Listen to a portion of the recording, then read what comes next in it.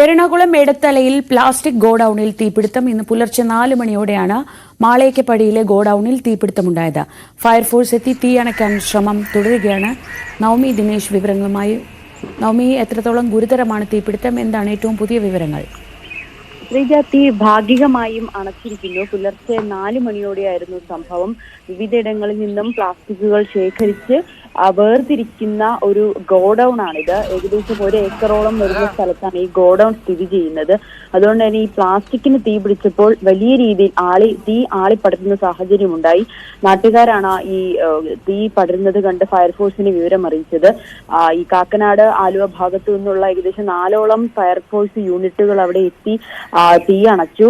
തീ അണയ്ക്കാനുള്ള ശ്രമം ഭാഗികമായി തീ അണച്ചിരിക്കുന്നു. വലിയ രീതിയിൽ തീ ആളിപ്പടർന്ന ഒരു സാഹചര്യമാണ്. പക്ഷെ അവിടെ ആളുകളൊന്നും തന്നെ ഉണ്ടാകാത്തതിനാൽ വലിയൊരു അപകടമാണ് ഒഴിവായത്. സമീപത്തുള്ളവരെയൊക്കെ മാറി താമസിക്കാൻ അല്ലെങ്കിൽ വീട്ടിൽ നിന്നും പുറത്തേക്ക് ഇറങ്ങാനൊക്കെ നിർദ്ദേശം നൽകിയിട്ടുണ്ട്. ഏതെങ്കിലും തരത്തിൽ തീ വീടുകളിലേക്കൊക്കെ പടരുന്ന സാഹചര്യം ഉണ്ടെങ്കിൽ അപകടം ഒഴിവാക്കാൻ വേണ്ടിയിട്ടുള്ള മുൻകരുതലൊക്കെ ഫയർഫോഴ്സിന്റെ ഭാഗത്തു നിന്നും സ്വീകരിച്ചിട്ടുണ്ട്. എന്തായാലും പുലർച്ചെ 4 മണിയോടെയാണ് ഈ തീപിടുത്തം ഉണ്ടായതെന്നാണ് നാട്ടുകാരും പറയുന്നത്. വലിയ രീതിയിൽ പുക ഉയരുന്നത് കണ്ട് രാവിലെ നടക്കാൻ പോയ ആളുകളാണ് ഇത് കണ്ട് ശ്രദ്ധയിൽപ്പെടുകയും ഉടനെ ഫയർഫോഴ്സിന് വിവരം അറിയിക്കുകയും ചെയ്തത്.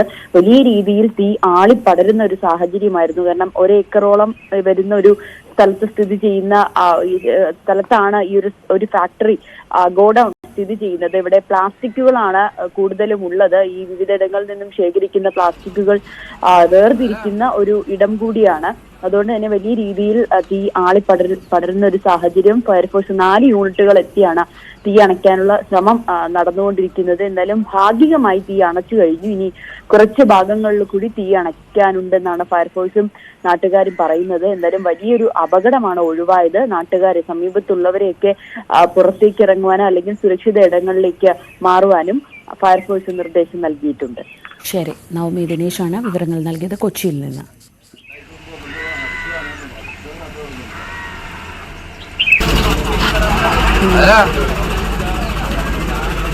പുലർച്ചെ 4 മണിയോടെയാണ് എടത്തലയിൽ പ്ലാസ്റ്റിക് ഗോഡൌണിന് തീപിടിച്ചത്. ഇപ്പോൾ തീ ഭാഗികമായി അണച്ചു എന്നതാണ് ഏറ്റവും പുതിയ വിവരം. വലിയ രീതിയിലുള്ള ഒരു തീപിടുത്തമാണ് ഉണ്ടായത്. പക്ഷേ ആളപായമൊന്നുമില്ല. ഈ ഗോഡൌൺ കത്തി നശിച്ചു എന്നതാണ് നവമി കൊച്ചിയിൽ നിന്ന് റിപ്പോർട്ട് ചെയ്യുന്നത്.